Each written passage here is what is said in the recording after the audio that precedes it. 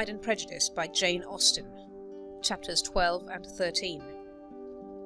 Chapter 12. In consequence of an agreement between the sisters, Elizabeth wrote the next morning to her mother to beg that the carriage might be sent for them in the course of the day. But Mrs. Bennet, who had calculated on her daughters remaining at Netherfield till the following Tuesday, which would exactly finish Jane's week, could not bring herself to receive them with pleasure before. Her answer, therefore, was not propitious, at least not to Elizabeth's wishes, for she was impatient to get home. Mrs. Bennet sent them word that they could not possibly have the carriage before Tuesday, and in her postscript it was added that if Mr. Bingley and his sister pressed them to stay longer, she could spare them very well.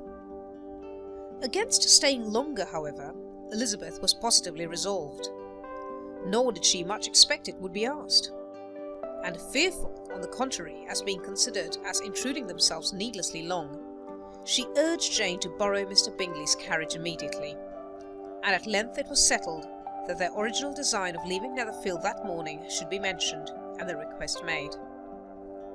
The communication excited many professions of concern, and enough was said of wishing them to stay at least till the following day to work on Jane, and till the morrow their going was deferred. Miss Bingley was then sorry that she had proposed the delay, for her jealousy and dislike of one sister much exceeded her affection for the other. The master of the house heard with real sorrow that they were to go so soon, and repeatedly tried to persuade Miss Bennet that it would not be safe for her, that she was not enough recovered. But Jane was firm where she felt herself to be right. To Mr. Darcy it was welcome intelligence. Elizabeth had been at Netherfield long enough. She attracted him more than he liked, and Miss Bingley was uncivil to her, and more teasing than usual to himself.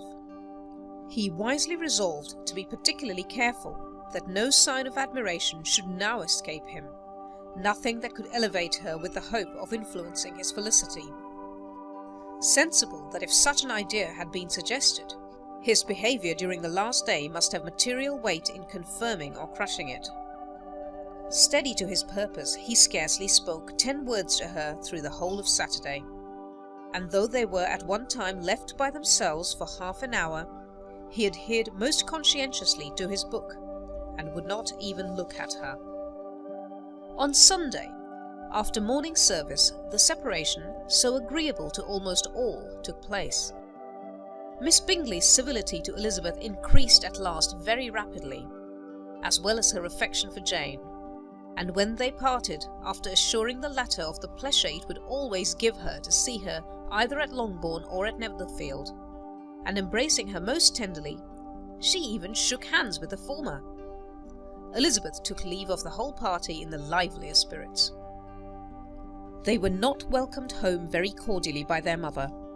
Mrs. Bennet wondered at their coming, and thought them very wrong to give so much trouble, and was sure Jane would have caught cold again. But their father, though very laconic in his expressions of pleasure, was really glad to see them. He had felt their importance in the family circle. The evening conversation, when they were all assembled, had lost much of its animation and almost all its sense by the absence of Jane and Elizabeth. They found Mary, as usual, deep in the study of thorough base and human nature, and had some new extracts to admire and some new observations of threadbare morality to listen to. Catherine and Lydia had information for them of a different sort. Much had been done and much had been said in the regiment since the preceding Wednesday. Several of the officers had dined lately with their uncle, a private had been flogged, and it had actually been hinted that Colonel Forster was going to be married. Chapter 13. "I hope, my dear," said Mr. Bennet to his wife, as they were at breakfast the next morning, "that you have ordered a good dinner today, because I have reason to expect an addition to our family party." "Who do you mean, my dear? I know of nobody that is coming. I am sure unless Charlotte Lucas should happen to call in, and I hope my dinners are good enough for her. I do not believe she often sees such at home." "The person of whom I speak is a gentleman and a stranger." Mrs. Bennet's eyes sparkled. A gentleman and a stranger? It is Mr. Bingley, I'm sure. Why, Jane, you never dropped a word of this, you sly thing. Well, I'm sure I shall be extremely glad to see Mr. Bingley. But good Lord, how unlucky! There is not a bit of fish to be got today. Lydia, my love, ring the bell. I must speak to Hill this moment. It is not Mr. Bingley, said her husband. It is a person whom I never saw in the whole course of my life. This roused a general astonishment, and he had the pleasure of being eagerly questioned by his wife and 5 daughters at once. After amusing himself some time with their curiosity, he thus explained. About a month ago I received this letter, and about a fortnight ago I answered it, for I thought it a case of some delicacy and requiring early attention. It is from my cousin Mr. Collins, who, when I am dead, may turn you all out of this house as soon as he pleases. Oh, my dear, cried his wife, I cannot bear to hear that mentioned. Pray do not talk of that odious man. I do think it's the hardest thing in the world that your estate should be entailed away from your own children. And I'm sure if I had been you, I should have tried long ago to do something or other about it. Jane and Elizabeth attempted to explain to her the nature of an entail. They had often attempted it before, but it was a subject on which Mrs. Bennet was beyond the reach of reason, and she continued to rail bitterly against the cruelty of settling an estate away from a family of 5 daughters in favour of a man whom nobody cared anything about. It certainly is a most iniquitous affair, said Mr. Bennet, and nothing can clear Mr. Collins from the guilt of inheriting Longbourn. But if you will listen to his letter, you may perhaps be a little softened by his manner of expressing himself. No, that I am sure I shall not, and I think it was very impertinent of him to write to you at all, and very hypocritical. I hate such false friends. Why could not he keep on quarrelling with you as his father did before him?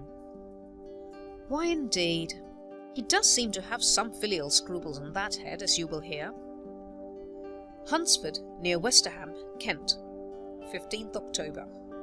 Dear Sir, the disagreement subsisting between yourself and my late honoured father always gave me much uneasiness, and since I have had the misfortune to lose him, I have frequently wished to heal the breach, but for some time I was kept back by my own doubts, fearing lest it might seem disrespectful to his memory for me to be on good terms with anyone with whom it had always pleased him to be at variance. There, Mrs. Bennet. My mind, however, is now made up on the subject, for having received ordination at Easter, I have been so fortunate as to be distinguished by the patronage of the Right Honourable Lady Catherine de Bourgh, widow of Sir Lewis de Bourgh, whose bounty and beneficence has preferred me to the valuable rectory of this parish, where it shall be my earnest endeavour to demean myself with grateful respect towards her ladyship, and be ever ready to perform those rites and ceremonies which are instituted by the Church of England. As a clergyman, moreover, I feel it my duty to promote and establish the blessing of peace in all families within the reach of my influence, and on these grounds I flatter myself that my present overtures of goodwill are highly commendable, and that the circumstance of my being next in the entail of Longbourn estate will be kindly overlooked on your side, and not lead you to reject the offered olive branch. I cannot be otherwise than concerned at being the means of injuring your amiable daughters, and beg leave to apologize for it, as well as to assure you of my readiness to make them every possible amends, but of this hereafter. If you should have no objection to receive me into your house, I propose myself the satisfaction of waiting on you and your family Monday, November 18th by 4 o'clock, and shall probably trespass on your hospitality till the Saturday se'nnight following, which I can do without any inconvenience, as Lady Catherine is far from objecting to my occasional absence on a Sunday, providing that some other clergyman is engaged to do the duty of the day. I remain, dear sir, with respectful compliments to your lady and daughters, your well-wisher and friend, William Collins. At 4 o'clock, therefore, we may expect this peacemaking gentleman. said Mr. Bennet as he folded up the letter.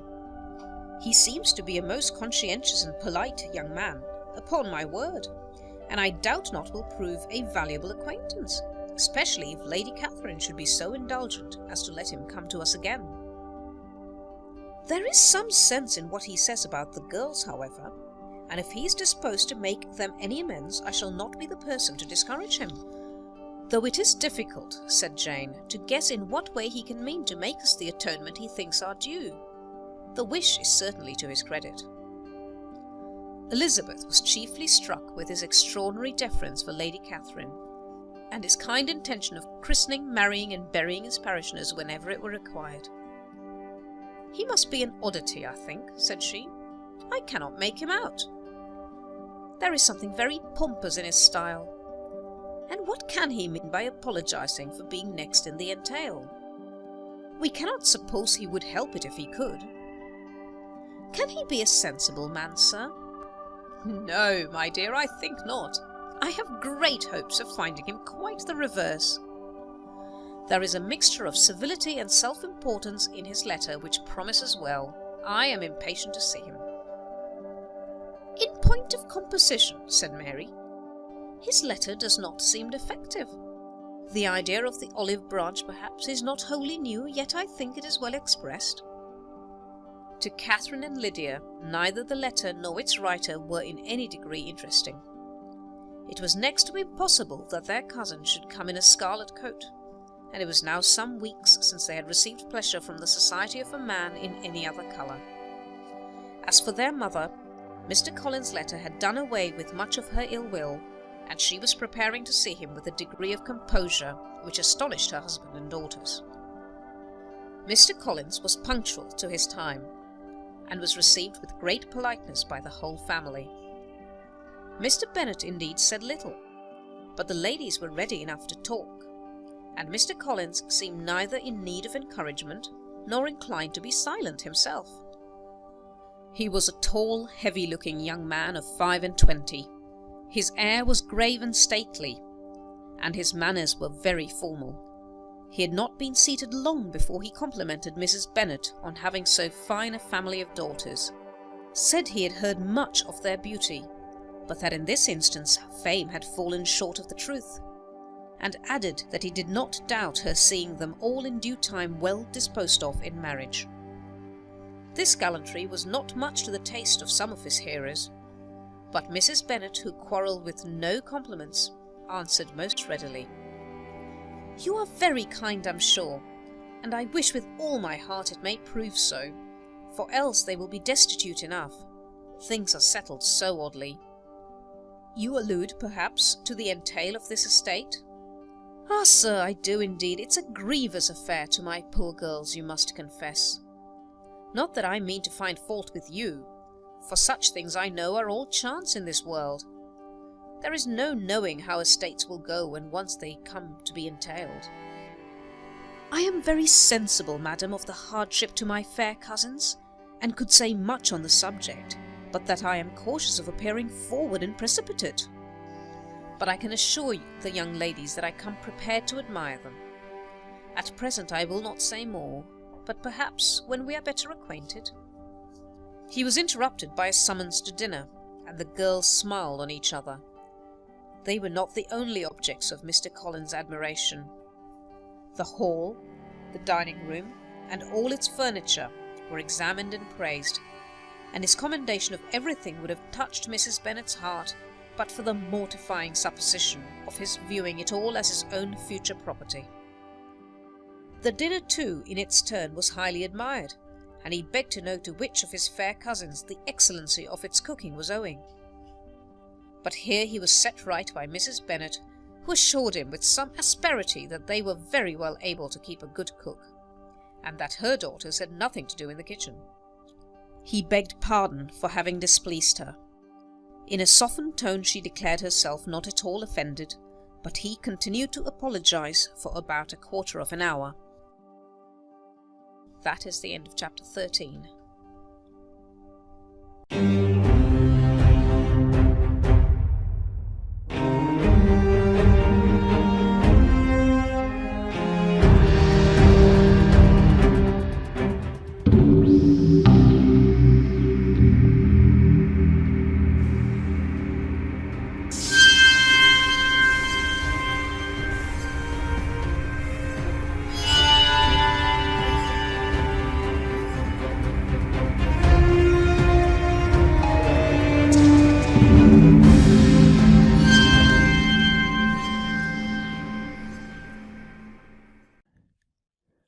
Chapter 14. During dinner, Mr. Bennet scarcely spoke at all, but when the servants were withdrawn, he thought it time to have some conversation with his guest, and therefore started a subject in which he expected him to shine, by observing that he seemed very fortunate in his patroness. Lady Catherine de Bourgh's attention to his wishes and consideration for his comfort appeared very remarkable. Mr. Bennet could not have chosen better. Mr. Collins was eloquent in her praise. The subject elevated him to more than usual solemnity of manner, and with a most important aspect he protested that he had never in his life witnessed such behaviour in a person of rank, such affability and condescension as he had himself experienced from Lady Catherine. She had been graciously pleased to approve of both of the discourses which he had already had the honour of preaching before her. She had also asked him twice to dine at Rosings, and had sent for him only the Saturday before to make up her pool of quadrille in the evening. Lady Catherine was reckoned proud by many people he knew, but he had never seen anything but affability in her. She had always spoken to him as she would to any other gentleman. She made not the smallest objection to his joining in the society of the neighbourhood, nor to his leaving the parish occasionally for a week or two to visit his relations. She had even condescended to advise him to marry as soon as he could, provided he chose with discretion, and had once paid him a visit in his humble parsonage, where she had perfectly approved all the alterations he had been making, and had even vouchsafed to suggest some herself, some shelves in the closet upstairs. "That is all very proper and civil, I am sure," said Mrs. Bennet, "and I dare say she is a very agreeable woman. It is a pity that great ladies in general are not more like her. Does she live near you, sir?" "The garden in which stands my humble abode is separated only by a lane from Rosings Park, her ladyship's residence." "I think you said she was a widow, sir. Has she any family?" "She has only one daughter, the heiress of Rosings, and of very extensive property." "Ah," said Mrs. Bennet, shaking her head, "then she is better off than many girls. And what sort of young lady is she? Is she handsome?" "She is a most charming young lady indeed. Lady Catherine herself says that, in point of true beauty, Miss de Bourgh is far superior to the handsomest of her sex, because there is that in her features which marks the young lady of distinguished birth. She is unfortunately of a sickly constitution, which has prevented her from making that progress in many accomplishments which she could not otherwise have failed of, as I am informed by the lady who superintended her education, and who still resides with them. But she is perfectly amiable, and often condescends to drive by my humble abode in her little phaeton and ponies." "Has she been presented? I do not remember her name among the ladies at court." "Her indifferent state of health unhappily prevents her being in town, and by that means, as I told Lady Catherine one day, has deprived the British court of its brightest ornaments. Her ladyship seemed pleased with the idea, and you may imagine that I am happy on every occasion to offer those little delicate compliments which are always acceptable to ladies. I have more than once observed to Lady Catherine that her charming daughter seemed born to be a duchess, and that the most elevated rank, instead of giving her consequence, would be adorned by her. These are the kind of little things which please her ladyship, and it is a sort of attention which I conceive myself peculiarly bound to pay." "You judge very properly," said Mr. Bennet, "and it is happy for you that you possess the talent of flattering with delicacy. May I ask whether these pleasing attentions proceed from the impulse of the moment, or are the result of previous study?" "They arise chiefly from what is passing at the time, and though I sometimes amuse myself with suggesting and arranging such little elegant compliments as may be adapted to ordinary occasions, I always wish to give them as unstudied an air as possible." Mr. Bennet's expectations were fully answered. His cousin was as absurd as he had hoped, and he listened to him with the keenest enjoyment, maintaining at the same time the most resolute composure of countenance, and, except in an occasional glance at Elizabeth, requiring no partner in his pleasure. By tea-time, however, the dose had been enough, and Mr. Bennet was glad to take his guest into the drawing-room again, and, when tea was over, glad to invite him to read aloud to the ladies. Mr. Collins readily assented, and a book was produced, but, on beholding it, for everything announced it to be from a circulating library, he started back, and begging pardon, protested that he never read novels. Kitty stared at him, and Lydia exclaimed. Other books were produced, and after some deliberation he chose Fordyce's Sermons. Lydia gaped as he opened the volume, and before he had, with very monotonous solemnity, read 3 pages, she interrupted him with, "Do you know, Mamma, that my Uncle Phillips talks of turning away Richard, and if he does, Colonel Forster will hire him. My aunt told me so herself on Saturday. I shall walk to Meryton tomorrow to hear more about it, and to ask when Mr. Denny comes back from town." Lydia was bid by her 2 eldest sisters to hold her tongue, but Mr. Collins, much offended, laid aside his book and said, "I have often observed how little young ladies are interested by books of a serious stamp, though written solely for their benefit. It amazes me, I confess, for certainly there can be nothing so advantageous to them as instruction. But I will no longer importune my young cousin." Then, turning to Mr. Bennet, he offered himself as his antagonist at backgammon. Mr. Bennet accepted the challenge, observing that he acted very wisely in leaving the girls to their own trifling amusements. Mrs. Bennet and her daughters apologized most civilly for Lydia's interruption, and promised that it should not occur again if he would resume his book. But Mr. Collins, after assuring them that he bore his young cousin no ill will, and should never resent her behavior as any affront, seated himself at another table with Mr. Bennet, and prepared for backgammon. Chapter 15. Mr. Collins was not a sensible man, and the deficiency of nature had been but little assisted by education or society, the greatest part of his life having been spent under the guidance of an illiterate and miserly father, and though he belonged to one of the universities, he had merely kept the necessary terms, without forming at it any useful acquaintance.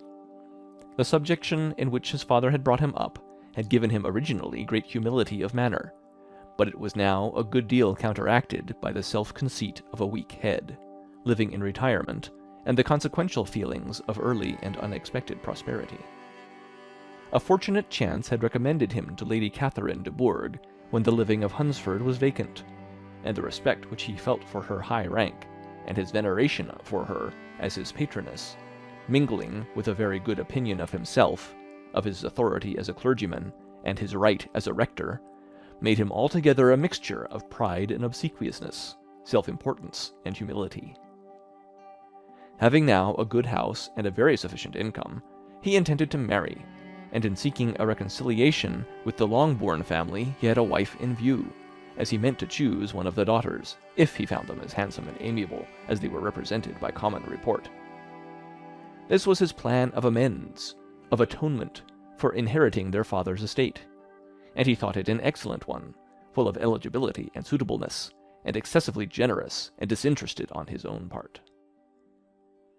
His plan did not vary on seeing them. Miss Bennet's lovely face confirmed his views, and established all his strictest notions of what was due to seniority, and for the first evening she was his settled choice. The next morning, however, made an alteration, for in a quarter of an hour's tete-a-tete with Mrs. Bennet before breakfast, a conversation beginning with his parsonage house, and leading naturally to the avowal of his hopes that a mistress might be found for it at Longbourn, produced from her, amid very complaisant smiles and general encouragement, a caution against the very Jane he had fixed on. As to her younger daughters, she could not take it upon her to say, she could not positively answer, but she did not know of any prepossession. Her eldest daughter, she must just mention, she felt it incumbent on her to hint, was likely to be very soon engaged. Mr. Collins had only to change from Jane to Elizabeth, and it was soon done while Mrs. Bennet was stirring the fire. Elizabeth, equally next to Jane in birth and beauty, succeeded her, of course.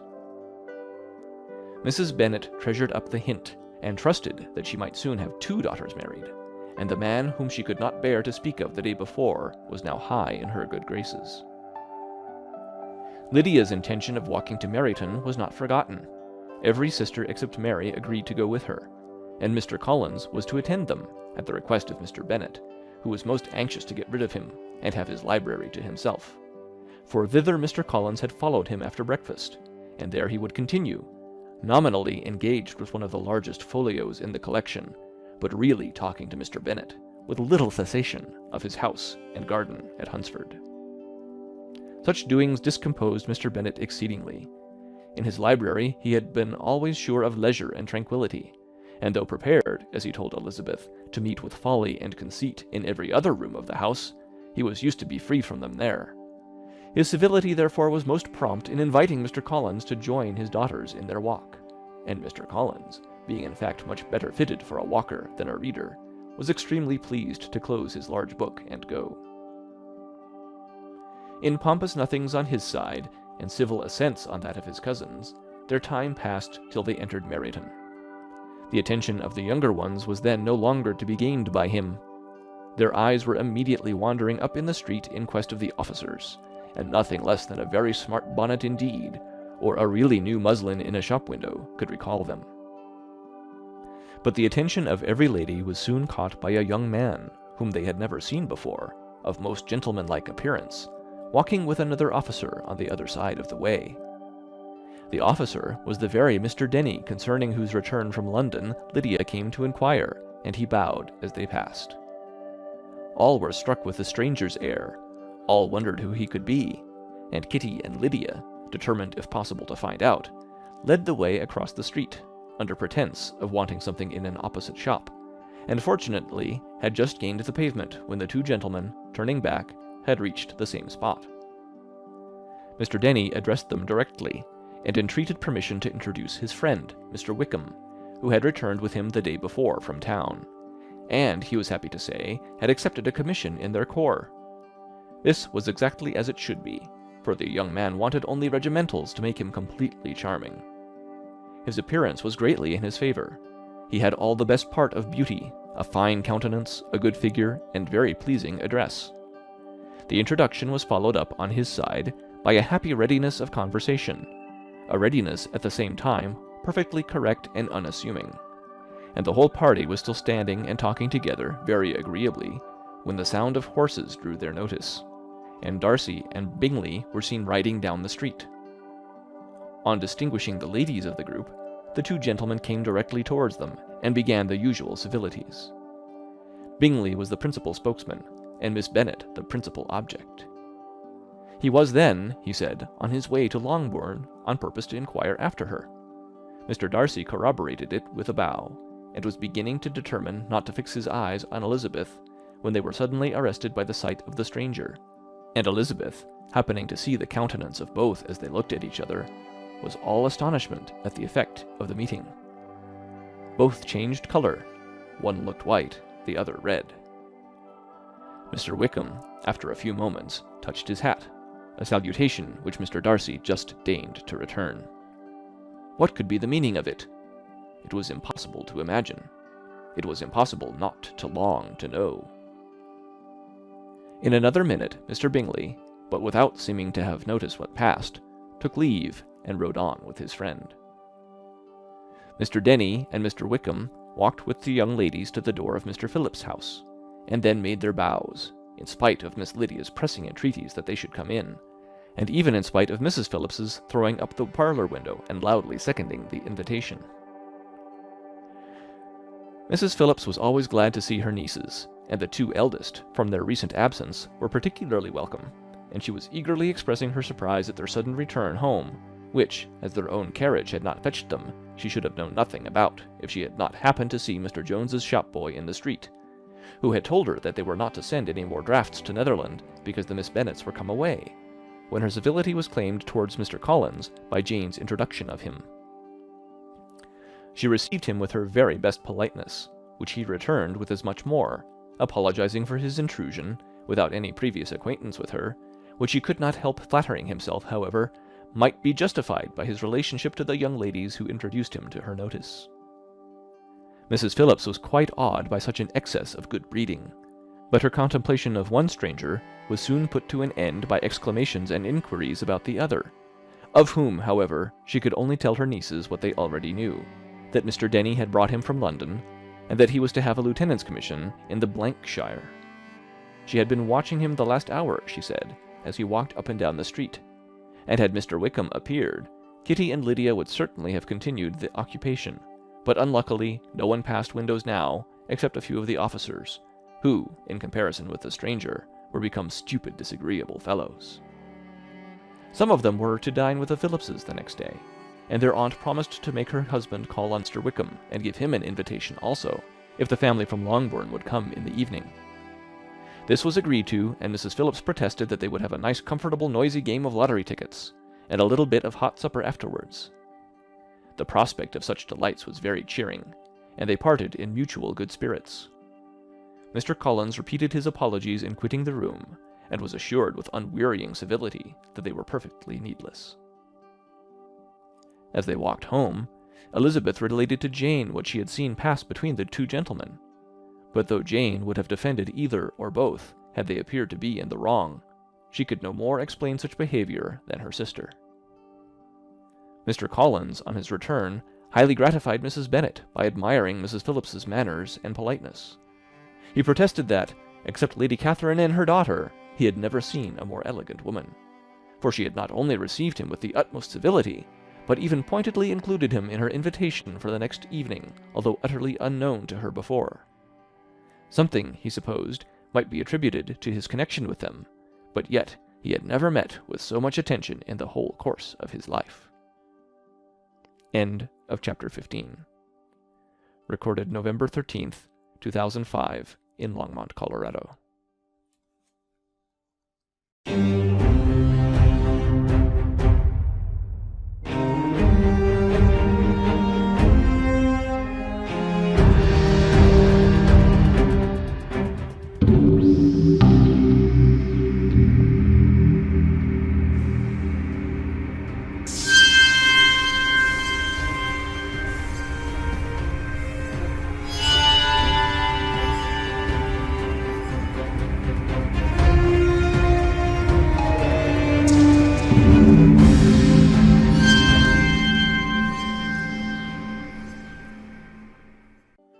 Pride and Prejudice by Jane Austen. Chapter 16. As no objection was made to the young people's engagement with their aunt, and all Mr. Collins' scruples of leaving Mr. and Mrs. Bennet for a single evening during his visit were most steadily resisted, the coach conveyed him and his 5 cousins at a suitable hour to Meryton, and the girls had the pleasure of hearing, as they entered the drawing-room, that Mr. Wickham had accepted their uncle's invitation, and was then in the house.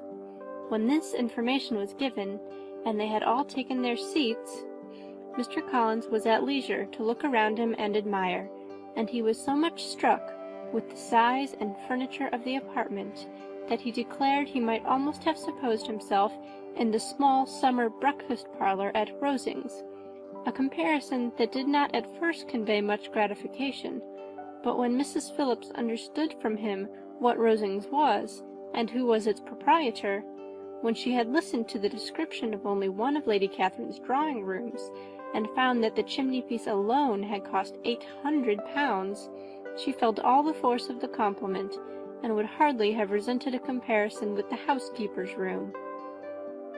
In describing to her all the grandeur of Lady Catherine and her mansion, with occasional digressions in praise of his own humble abode and the improvements it was receiving, he was happily employed until the gentlemen joined them, and he found in Mrs. Phillips a very attentive listener, whose opinion of his consequence increased with what she heard, and who was resolving to retail it all among her neighbours as soon as she could. To the girls, who could not listen to their cousin, and who had nothing to do but wish for an instrument and examine their own indifferent imitations of china on the mantelpiece, the interval of waiting appeared very long. It was over at last, however. The gentlemen did approach, and when Mr. Wickham walked into the room, Elizabeth felt that she had neither been seeing him before nor thinking of him since with the smallest degree of unreasonable admiration. The officers of the shire were in general a very creditable, gentlemanlike set, and the best of them were of the present party, but Mr. Wickham was as far beyond them all in person, countenance, air, and walk, as they were superior to the broad-faced, stuffy Uncle Phillips, breathing port wine, who followed them into the room. Mr. Wickham was the happy man towards whom almost every female eye was turned, and Elizabeth was the happy woman by whom he finally seated himself, and the agreeable manner in which he immediately fell into conversation, though it was only on its being a wet night, made her feel that the commonest, dullest, most threadbare topic might be rendered interesting by the skill of the speaker. With such rivals for the notice of the fair as Mr. Wickham and the officers, Mr. Collins seemed to sink into insignificance. To the young ladies he certainly was nothing, but he had still at intervals a kind listener in Mrs. Phillips, and was by her watchfulness most abundantly supplied with coffee and muffin. When the card tables were placed, he had the opportunity of obliging her in turn by sitting down to whist. "I know little of the game at present," said he, "but I shall be glad to improve myself, for in my situation in life—" Mrs. Phillips was very glad for his compliance, but could not wait for his reason. Mr. Wickham did not play at whist, and with ready delight was he received at the other table between Elizabeth and Lydia. At first there seemed danger of Lydia's engrossing him entirely, for she was a most determined talker, but being likewise extremely fond of lottery tickets, she soon grew too much interested in the game, too eager in making bets and exclaiming after prizes, to have attention for anyone in particular. Allowing for the common demands of the game, Mr. Wickham was therefore at leisure to talk to Elizabeth, and she was very willing to hear him, though what she chiefly wished to hear she could not hope to be told, the history of his acquaintance with Mr. Darcy. She dared not even mention that gentleman. Her curiosity, however, was unexpectedly relieved. Mr. Wickham began the subject himself. He inquired how far Netherfield was from Meryton, and, after receiving her answer, asked in a hesitating manner how long Mr. Darcy had been staying there. "About a month," said Elizabeth, and then, unwilling to let the subject drop, added, "He is a man of very large property in Derbyshire, I understand." "Yes," replied Mr. Wickham, "his estate there is a noble one. A clear 10,000 per annum. You could not have met with a person more capable of giving you certain information on that head than myself, for I have been connected with his family in a particular manner from my infancy." Elizabeth could not but look surprised. "You may well be surprised, Miss Bennet, at such an assertion, after seeing, as you probably might, the very cold manner of our meeting yesterday. Are you much acquainted with Mr. Darcy?" "As much as I ever wish to be," cried Elizabeth very warmly. "I have spent 4 days in the same house with him, and I think him very disagreeable." "I have no right to give my opinion," said Wickham, "as to his being agreeable or otherwise. I am not qualified to form one. I have known him too long and too well to be a fair judge. It is impossible for me to be impartial. But I believe your opinion of him would in general astonish, and perhaps you would not express it quite so strongly anywhere else. Here you are in your own family." "Upon my word, I say no more here than I might say in any house in the neighbourhood, except Netherfield. He is not at all liked in Hertfordshire. Everybody is disgusted with his pride. You will not find him more favourably spoken of by anyone." "I cannot pretend to be sorry," said Wickham, after a short interruption, "that he, or that any man, should not be estimated beyond their deserts, but with him I believe it does not often happen. The world is blinded by his fortune and consequence, or frightened by his high and imposing manners, and sees him only as he chooses to be seen. I should take him, even on my slight acquaintance, to be an ill-tempered man." Wickham only shook his head. "I wonder," said he, at the next opportunity of speaking, "whether he is likely to be in this country much longer." "I do not at all know, but I heard nothing of his going away when I was at Netherfield. I hope your plans in favour of the shire will not be affected by his being in the neighbourhood." "Oh, no, it is not for me to be driven away by Mr. Darcy. If he wishes to avoid seeing me, he must go. We are not on friendly terms, and it always gives me pain to meet him, but I have no reason for avoiding him, but what I might proclaim before all the world, a sense of very great ill-usage, and most painful regrets at his being what he is. His father, Miss Bennet, the late Mr. Darcy, was one of the best men that ever breathed, and the truest friend I ever had, and I can never be in company with this Mr. Darcy without being grieved to the soul by 1,000 tender recollections. His behaviour to myself has been scandalous, but I verily believe I could forgive him anything and everything, rather than his disappointing the hopes and disgracing the memory of his father. Elizabeth found the interest of the subject increase, and listened with all her heart, but the delicacy of it prevented further inquiry. Mr. Wickham began to speak on more general topics, Meryton, the neighbourhood, the society, appearing highly pleased with all that he had yet seen, and speaking of the latter with gentle but very intelligible gallantry. It was the prospect of constant society, and good society, he added, which was my chief inducement to enter the shire.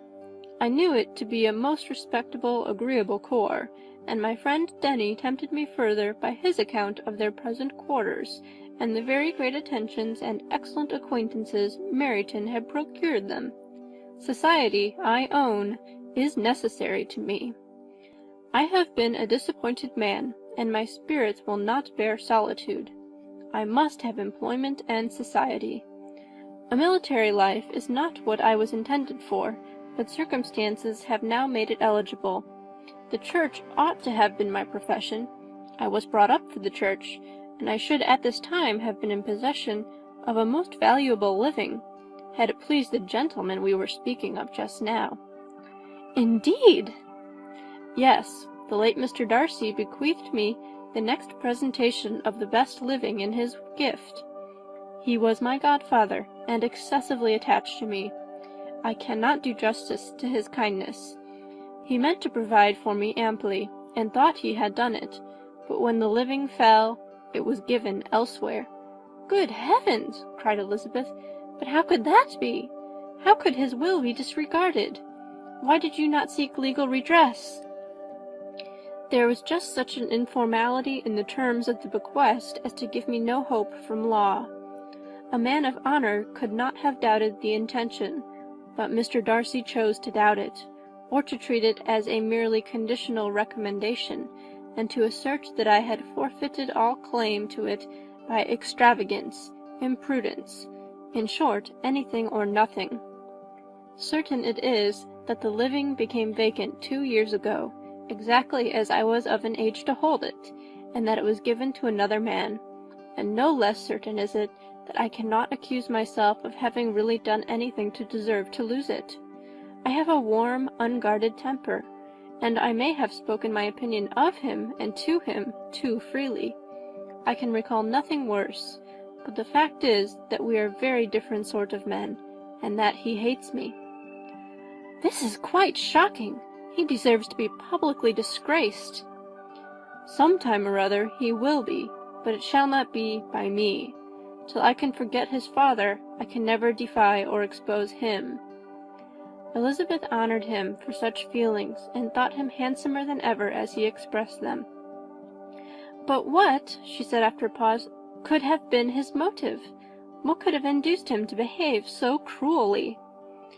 A thorough, determined dislike of me, a dislike which I cannot but attribute in some measure to jealousy. Had the late Mr. Darcy liked me less, his son might have borne with me better. But his father's uncommon attachment to me irritated him, I believe, very early in life. He had not a temper to bear the sort of competition in which we stood, the sort of preference which was often given me. I had not thought Mr. Darcy so bad as this, though I have never liked him. I had not thought so very ill of him. I had supposed him to be despising his fellow creatures in general, but did not suspect him of descending to such malicious revenge, such injustice, such inhumanity as this. After a few minutes' reflection, however, she continued, I do remember his boasting one day at Netherfield of the implacability of his resentments, of his having an unforgiving temper. His disposition must be dreadful. I will not trust myself on this subject, replied Wickham. I can hardly be just to him. Elizabeth was again deep in thought, and after a time exclaimed, "To treat in such a manner the godson, the friend, the favourite of his father!" She could have added, "A young man, too, like you, whose very countenance may vouch for your being amiable." But she contented herself with, "And one, too, who had probably been his companion from childhood, connected together, as I think you said, in the closest manner. We were born in the same parish, within the same park, the greatest part of our youth was passed together, inmates of the same house, sharing the same amusements, objects of the same parental care. My father began life in the profession which your uncle, Mr. Phillips, appears to do so much credit to, but he gave up everything to be of use to the late Mr. Darcy, and devoted all his time to the care of the Pemberley property. He was most highly esteemed by Mr. Darcy, a most intimate confidential friend.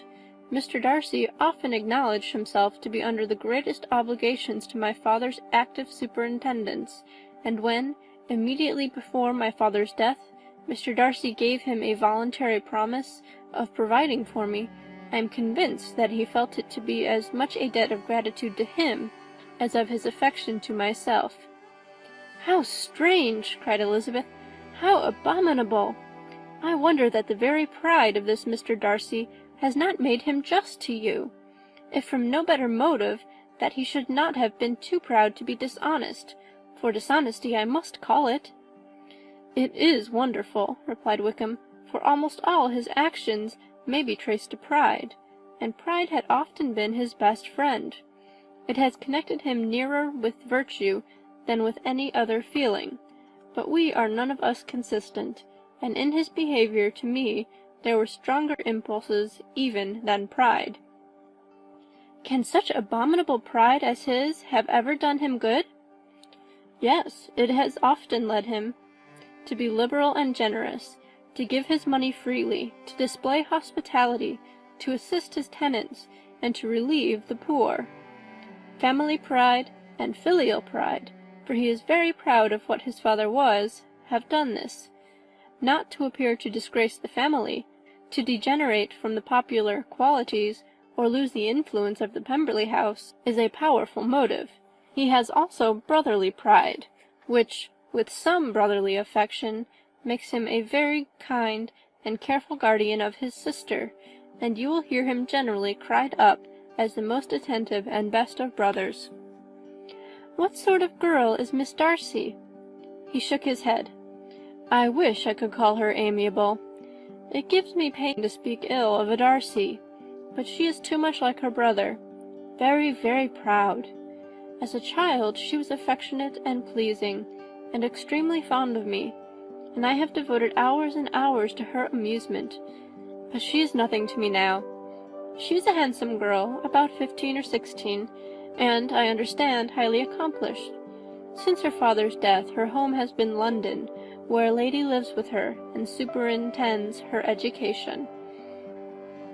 After many pauses and many trials of other subjects, Elizabeth could not help reverting once more to the first, and saying, "I am astonished at his intimacy with Mr. Bingley. How can Mr. Bingley, who seems good humour itself, and is, I really believe, truly amiable, be in friendship with such a man? How can they suit each other? Do you know Mr. Bingley?" "Not at all."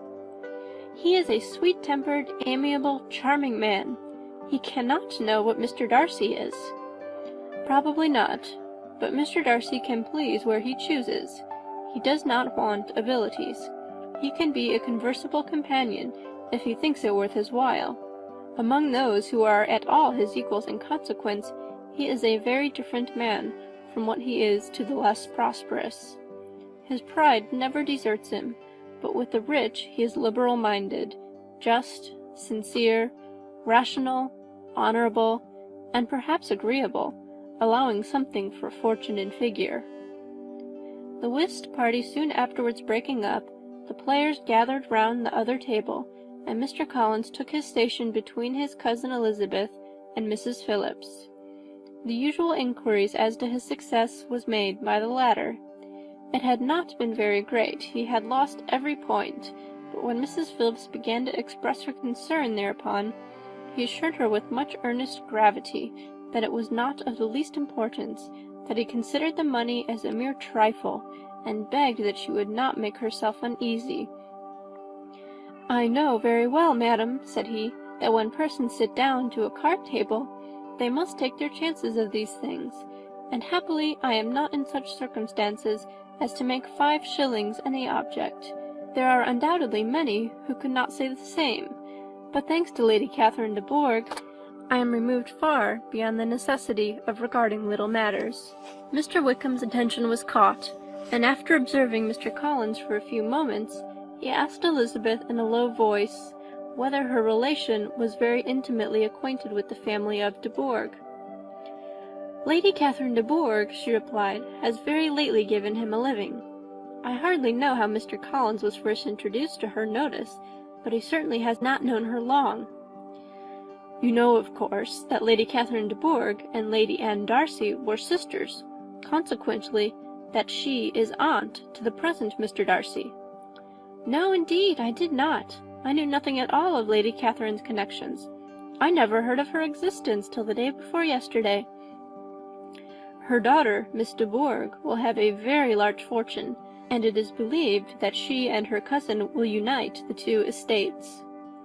This information made Elizabeth smile, as she thought of poor Miss Bingley.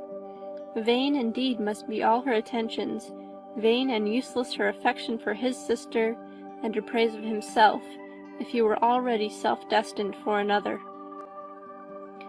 "Mr. Collins," said she, "speaks highly both of Lady Catherine and her daughter, but from some particulars that he has related of her ladyship, I suspect his gratitude misleads him, and that in spite of her being his patroness, she is an arrogant, conceited woman." "I believe her to be both in a great degree," replied Wickham. "I have not seen her for many years, but I very well remember that I never liked her, and that her manners were dictatorial and insolent. She has the reputation of being remarkably sensible and clever, but I rather believe she derives part of her abilities from her rank and fortune, part from her authoritative manner, and the rest from the pride for her nephew, who chooses that everyone connected with him should have an understanding of the first class." Elizabeth allowed that he had given a very rational account of it, and they continued talking together with mutual satisfaction till supper put an end to cards, and gave the rest of the ladies their share of Mr. Wickham's attentions. There could be no conversation in the noise of Mrs. Phillips's supper party, but his manners recommended him to everybody. Whatever he said was said well, and whatever he did, done gracefully. Elizabeth went away with her head full of him. She could think of nothing but of Mr. Wickham, and of what he had told her, all the way home. There was not time for her even to mention his name as they went, for neither Lydia nor Mr. Collins were once silent. Lydia talked incessantly of lottery tickets, of the fish she had lost and the fish she had won, and Mr. Collins, in describing the civility of Mr. and Mrs. Phillips, protesting that he did not in the least regard his losses at whist, enumerating all the dishes at supper, and repeatedly fearing that he crowded his cousins, had more to say than he could well manage before the carriage stopped at Longbourn House. End of Chapter 16. Chapter 17. Elizabeth related to Jane the next day what had passed between Mr. Wickham and herself. Jane listened with astonishment and concern. She knew not how to believe that Mr. Darcy could be so unworthy of Mr. Bingley's regard, and yet it was not in her nature to question the veracity of a young man of such amiable appearance as Wickham. The possibility of his having endured such unkindness was enough to interest all her tender feelings, and nothing remained therefore to be done but to think well of them both, to defend the conduct of each, and throw into the account of accident or mistake whatever could not be otherwise explained. "They have both," said she, "been deceived, I dare say, in some way or other, of which we can form no idea. Interested people have perhaps misrepresented each to the other. It is, in short, impossible for us to conjecture the causes or circumstances which may have alienated them, without actual blame on either side. Very true indeed. And now, my Jane, what have you got to say on behalf of the interested people who have probably been concerned in the business? Do clear them too, or we shall be obliged to think ill of somebody. Laugh as much as you choose, but you will not laugh me out of my opinion. My dearest Lizzie, do but consider in what a disgraceful light it places Mr. Darcy, to be treating his father's favourite in such a manner, one whom his father had promised to provide for. It is impossible. No man of common humanity, no man who had any value for his character, could be capable of it. Can his most intimate friends be so excessively deceived in him? Oh, no. I can much more easily believe Mr. Bingley's being imposed on than that Mr. Wickham should invent such a history of himself as he gave me last night. Names, facts, everything mentioned without ceremony. If it be not so, let Mr. Darcy contradict it. Besides, there was truth in his looks. It is difficult indeed. It is distressing. One does not know what to think. I beg your pardon, one knows exactly what to think. But Jane could think with certainty on only one point, that Mr. Bingley, if he had been imposed on, would have much to suffer when the affair became public. The two young ladies were summoned from the shrubbery where this conversation passed by the arrival of the very persons of whom they had been speaking. Mr. Bingley and his sisters came to give their personal invitation for the long-expected ball at Netherfield, which was fixed for the following Tuesday. The two ladies were delighted to see their dear friend again, calling it an age since they had met, and repeatedly asking what she had been doing with herself since their separation. To the rest of the family they paid little attention, avoiding Mrs. Bennet as much as possible, saying not much to Elizabeth, and nothing at all to the others. They were soon gone again, rising from their seats with an activity which took their brother by surprise, and hurrying off as if eager to escape from Mrs. Bennet's civilities. The prospect of the Netherfield ball was extremely agreeable to every female of the family. Mrs. Bennet chose to consider it as given in compliment to her eldest daughter, and was particularly flattered by receiving the invitation from Mr. Bingley himself, instead of a ceremonious card. Jane pictured to herself a happy evening in the society of her two friends and the attentions of their brother, and Elizabeth thought with pleasure of dancing a great deal with Mr. Wickham, and of seeing a confirmation of everything in Mr. Darcy's look and behaviour. The happiness anticipated by Catherine and Lydia depended less on any single event or any particular person, for though they each, like Elizabeth, meant to dance half the evening with Mr. Wickham, he was by no means the only partner who could satisfy them, and a ball was at any rate a ball. And even Mary could assure her family that she had no disinclination for it. "While I can have my mornings to myself," said she, "it is enough. I think it is no sacrifice to join occasionally in evening engagements. Society has claims on us all, and I profess myself one of those who consider intervals of recreation and amusement as desirable for everybody." Elizabeth's spirits were so high on this occasion that though she did not often speak unnecessarily to Mr. Collins, she could not help but asking him whether he intended to accept Mr. Bingley's invitation, and if he did, whether he would think it proper to join in the evening's amusement, and she was rather surprised to find that he entertained no scruple whatever on that head, and was very far from dreading a rebuke either from the Archbishop or Lady Catherine de Bourgh by venturing to dance. "I am by no means of the opinion, I assure you," said he, "that a ball of this kind, given by a young man of character to respectable people, can have any evil tendency, and I am so far from objecting to dancing myself, that I shall hope to be honoured with the hands of all my fair cousins in the course of the evening, and I take this opportunity of soliciting yours, Miss Elizabeth, for the first two dances especially, a preference which I trust my cousin Jane will attribute to the right cause, and not to any disrespect for her." Elizabeth felt herself completely taken in. She had fully proposed being engaged by Mr. Wickham for those very dances, and have Mr. Collins instead. Her liveliness had never been worse timed. There was no help for it, however. Mr. Wickham's happiness and her own were perforce delayed a little longer, and Mr. Collins' proposal accepted with as good a grace as she could. She was not the better pleased with his gallantry from the idea it suggested of something more. It now first struck her that she was selected from among her sisters as worthy of being mistress of Hunsford Parsonage, and of assisting to form a quadrille table at Rosings, in the absence of more eligible visitors. The idea soon reached to conviction as she observed his increasing civilities toward herself, and heard his frequent attempt at a compliment on her wit and vivacity. And though more astonished than gratified herself by this effect of her charms, it was not long before her mother gave her to understand that the probability of their marriage was extremely agreeable to her. Elizabeth, however, did not choose to take the hint, being well aware that a serious dispute must be the consequence of any reply.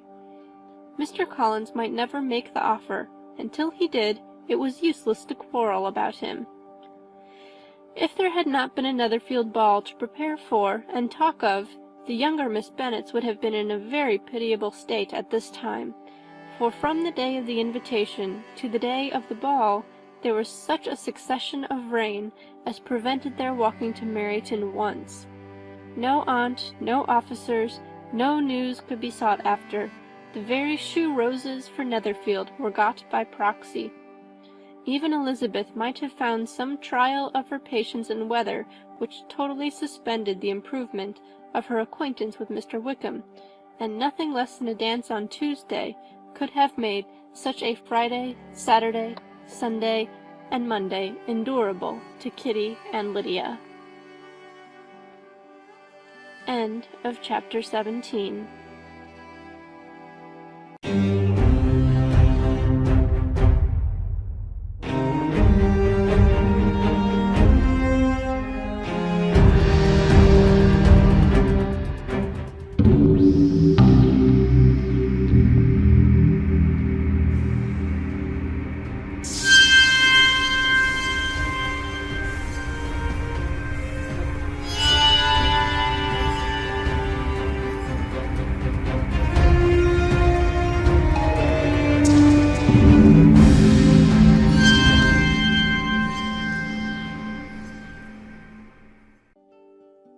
Pride and Prejudice by Jane Austen, Chapters 18 and 19.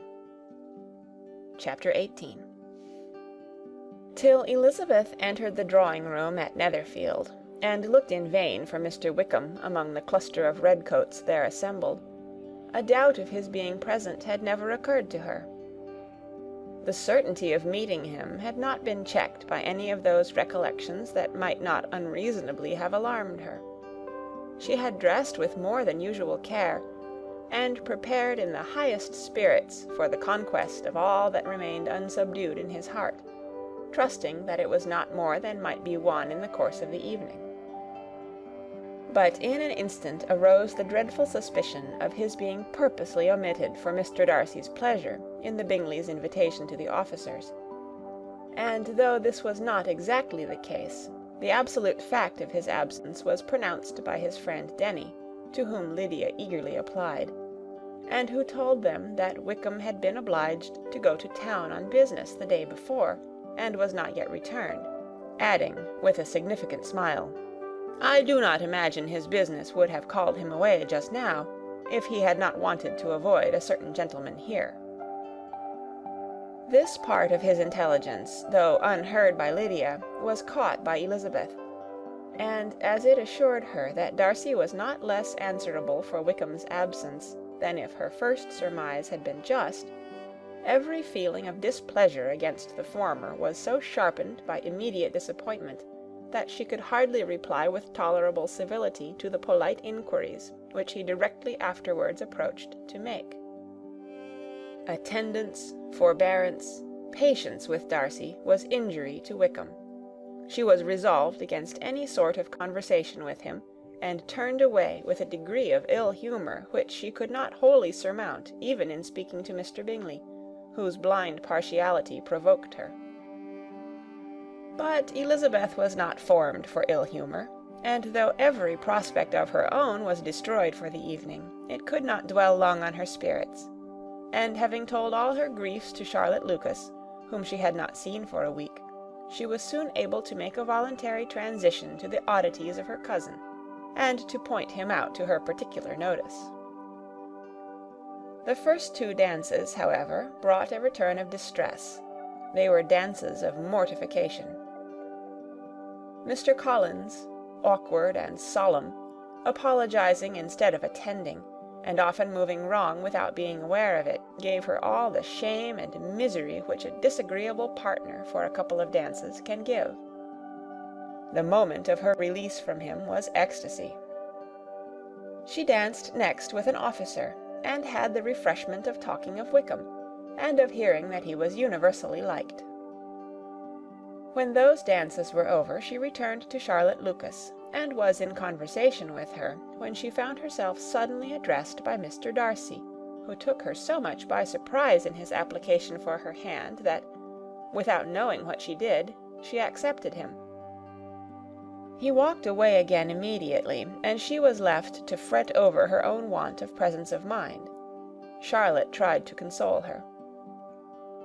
"I dare say you will find him very agreeable."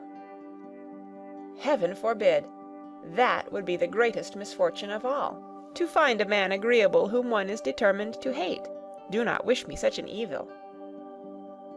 When the dancing recommenced, however, and Darcy approached to claim her hand, Charlotte could not help cautioning her in a whisper not to be a simpleton, and allow her fancy for Wickham to make her appear unpleasant in the eyes of a man 10 times his consequence. Elizabeth made no answer, and took her place in the set, amazed at the dignity to which she was arrived in being allowed to stand opposite Mr. Darcy, and reading in her neighbours' looks their equal amazement in beholding it. They stood for some time without speaking a word, and she began to imagine that their silence was to last through the 2 dances, and at first was resolved not to break it, till suddenly fancying that it would be the greater punishment to her partner to oblige him to talk, she made some slight observation on the dance. He replied, and was again silent. After a pause of some minutes, she addressed him a second time with, "It is your turn to say something now, Mr. Darcy. I talked about the dance, and you ought to make some sort of remark on the size of the room or the number of couples." He smiled, and assured her that whatever she wished him to say should be said. "Very well. That reply will do for the present. Perhaps by and by I may observe that private balls are much pleasanter than public ones. But now we may be silent." "Do you talk by rule, then, while you are dancing?" "Sometimes. One must speak a little, you know. It would look odd to be entirely silent for half an hour together, and yet for the advantage of some, conversation ought to be so arranged as that they may have the trouble of saying as little as possible.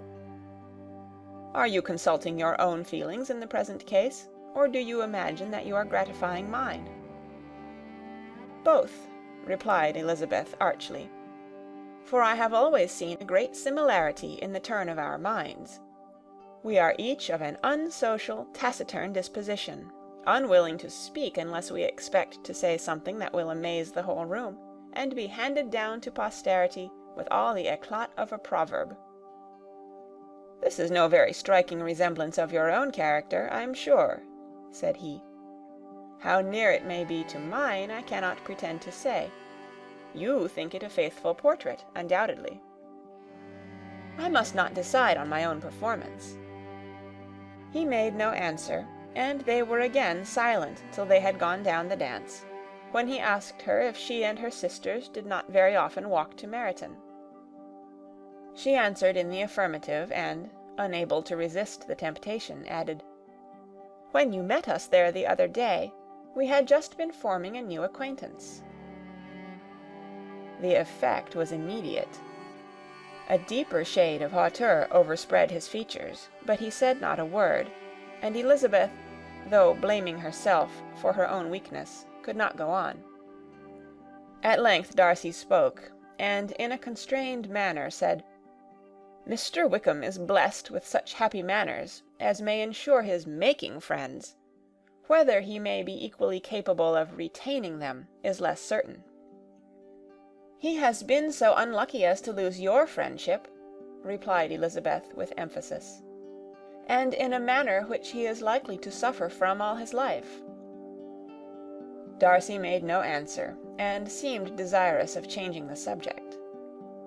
At that moment Sir William Lucas appeared close to them, meaning to pass through the set to the other side of the room, but, on perceiving Mr. Darcy, he stopped with a bow of superior courtesy to compliment him on his dancing and his partner.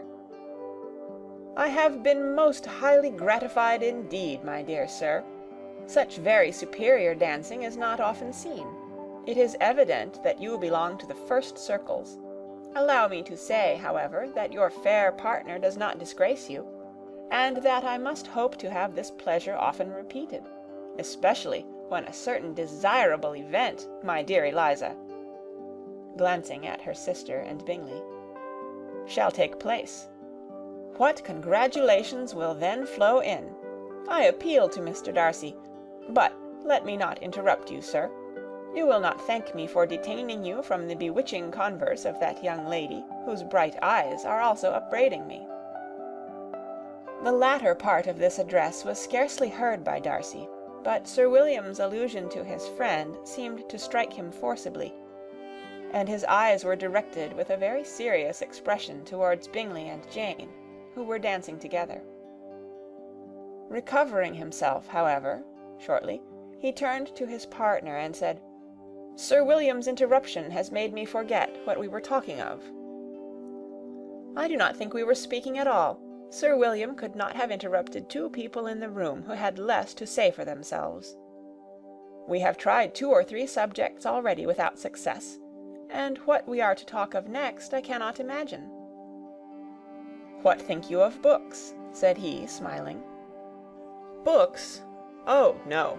I am sure we never read the same, or not with the same feelings." "I am sorry you think so, but if that be the case, there can at least be no want of subject. We may compare our different opinions." "No, I cannot talk of books in a ballroom. My head is always full of something else." "The present always occupies you in such scenes, does it?"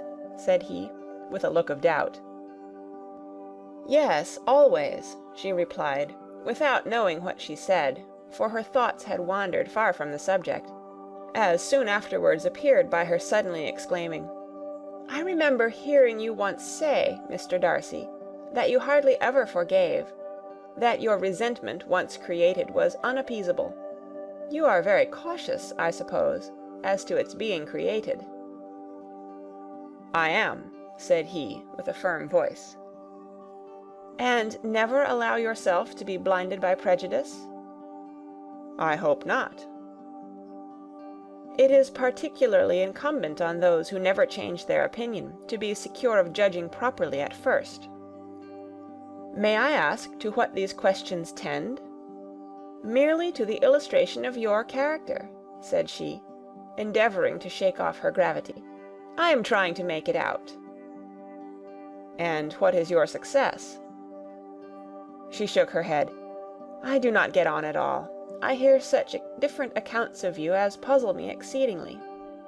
"I can readily believe," answered he gravely, "that reports may vary greatly with respect to me, and I could wish, Miss Bennet, that you were not to sketch my character at the present moment, as there is reason to fear that the performance would reflect no credit on either. But if I do not take your likeness now, I may never have another opportunity."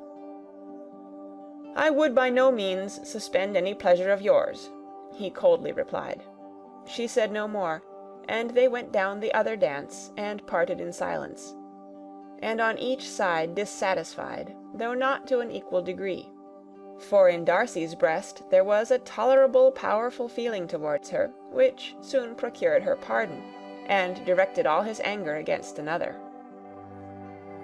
They had not long separated when Miss Bingley came towards her, and with an expression of civil disdain accosted her. "So, Miss Eliza, I hear you are quite delighted with George Wickham. Your sister has been talking to me about him, and asking me 1,000 questions. And I find that the young man quite forgot to tell you, among his other communication, that he was the son of old Wickham, the late Mr. Darcy's steward. Let me recommend you, however, as a friend, not to give implicit confidence to all his assertions, for as to Mr. Darcy's using him ill, it is perfectly false, for, on the contrary, he has always been remarkably kind to him, though George Wickham has treated Mr. Darcy in a most infamous manner. I do not know the particulars, but I know very well that Mr. Darcy is not in the least to blame, that he cannot bear to hear George Wickham mentioned, and that though my brother thought that he could not well avoid including him in his invitation to the officers, he was excessively glad to find that he has taken himself out of the way. His coming into the country at all is a most insolent thing, indeed, and I wonder how he could presume to do it. I pity you, Miss Eliza, for this discovery of your favourite's guilt, but really, considering his descent, one could not expect much better." "His guilt and his descent appear by your account to be the same," said Elizabeth angrily, "for I have heard you accuse him of nothing worse than of being the son of Mr. Darcy's steward, and of that, I can assure you, he informed me himself." "I beg your pardon," replied Miss Bingley, turning away with a sneer. "Excuse my interference. It was kindly meant." "Insolent girl," said Elizabeth to herself. "You are much mistaken if you expect to influence me by such a paltry attack as this. I see nothing in it but your own wilful ignorance and the malice of Mr. Darcy." She then sought her eldest sister, who had undertaken to make inquiries on the same subject of Bingley. Jane met her with a smile of such sweet complacency, a glow of such happy expression, as sufficiently marked how well she was satisfied with the occurrences of the evening. Elizabeth instantly read her feelings, and at that moment solicitude for Wickham, resentment against his enemies, and everything else, gave way before the hope of Jane's being in the fairest way for happiness. "I want to know," said she, with a countenance no less smiling than her sister's, "what you have learnt about Mr. Wickham. But perhaps you have been too pleasantly engaged to think of any third person, in which case you may be sure of my pardon." "No," replied Jane, "I have not forgotten him, but I have nothing satisfactory to tell you. Mr. Bingley does not know the whole of his history, and is quite ignorant of the circumstances which have principally offended Mr. Darcy, but he will vouch for the good conduct, the probity, and honour of his friend, and is perfectly convinced that Mr. Wickham has deserved much less attention from Mr. Darcy than he has received, and I am sorry to say, by his account as well as his sister's, Mr. Wickham is by no means a respectable young man. I am afraid he has been very imprudent, and has deserved to lose Mr. Darcy's regard." "Mr. Bingley does not know Mr. Wickham himself?" "No, he never saw him till the other morning at Meryton." "This account, then, is what he has received from Mr. Darcy. I am satisfied. But what does he say of the living?" "He does not exactly recollect the circumstances, though he has heard them from Mr. Darcy more than once, but he believes that it was left to him conditionally only." "I have not a doubt of Mr. Bingley's sincerity," said Elizabeth warmly, "but you must excuse my not being convinced by assurances only. Mr. Bingley's defence of his friend was a very able one, I dare say, but since he is unacquainted with several parts of the story, and has learnt the rest from that friend himself, I shall venture to still think of both gentlemen as I did before." She then changed the discourse to one more gratifying to each, and on which there could be no difference of sentiment. Elizabeth listened with delight to the happy, though modest hopes which Jane entertained of Bingley's regard, and said all in her power to heighten her confidence in it.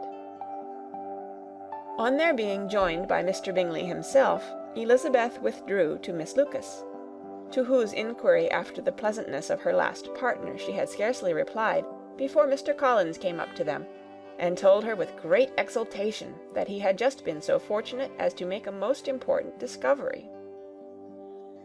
"I have found out," said he, "by a singular accident, that there is now in the room a near relation of my patroness. I happened to overhear the gentleman himself mentioning to the young lady who does the honours of the house the names of his cousin, Miss de Bourgh, and of her mother, Lady Catherine. How wonderfully these sort of things occur! Who would have thought of my meeting with, perhaps, a nephew of Lady Catherine de Bourgh in this assembly? I am most thankful that the discovery is made in time for me to pay my respects to him, which I am now going to do, and trust he will excuse my not having done it before. My total ignorance of the connection must plead my apology." "You are not going to introduce yourself to Mr. Darcy?" "Indeed I am.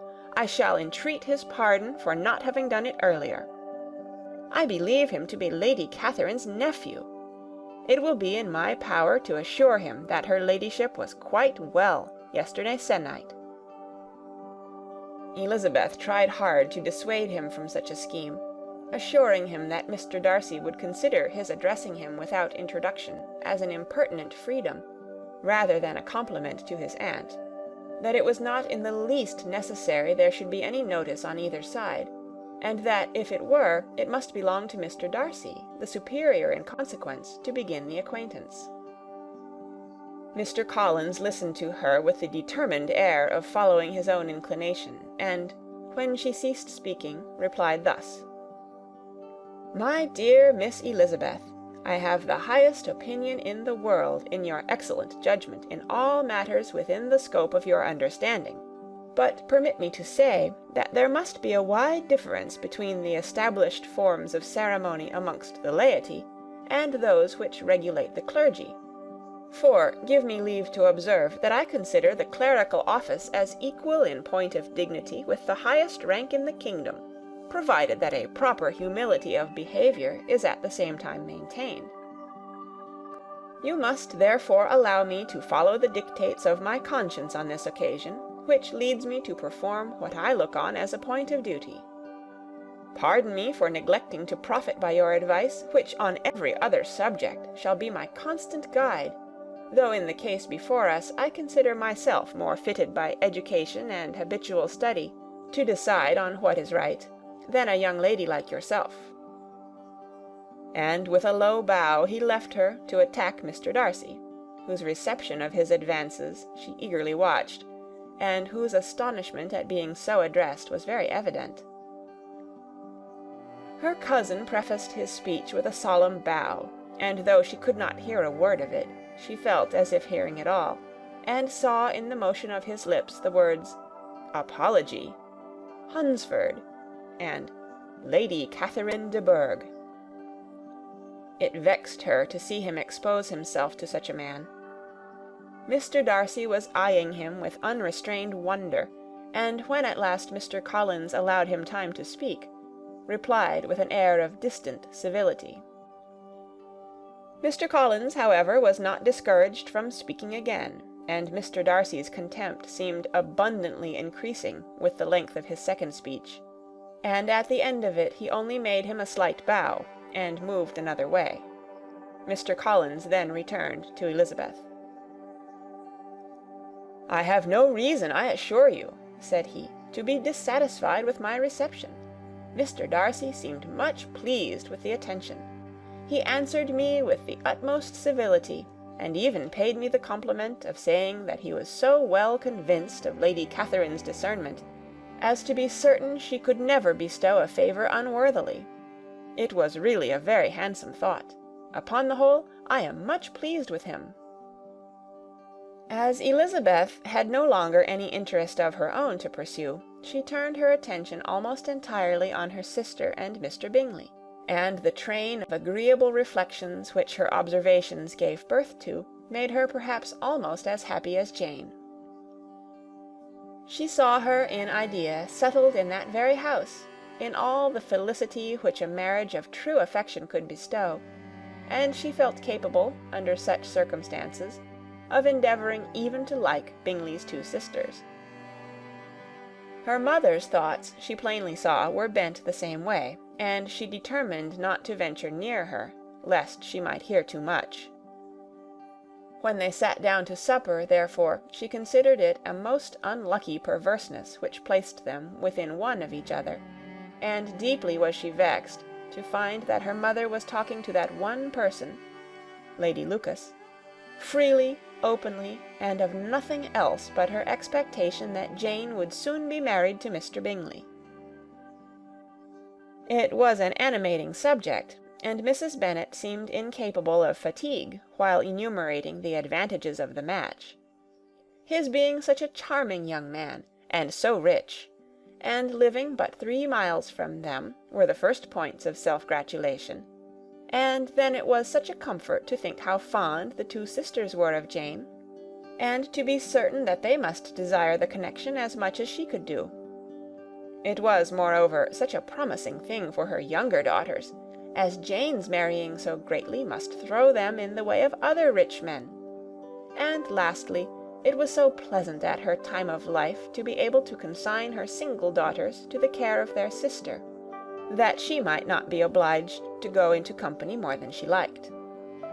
It was necessary to make this circumstance a matter of pleasure, because on such occasions it is the etiquette, but no one was less likely than Mrs. Bennet to find comfort in staying home at any period of her life. She concluded with many good wishes that Lady Lucas might soon be equally fortunate, though evidently and triumphantly believing there was no chance of it.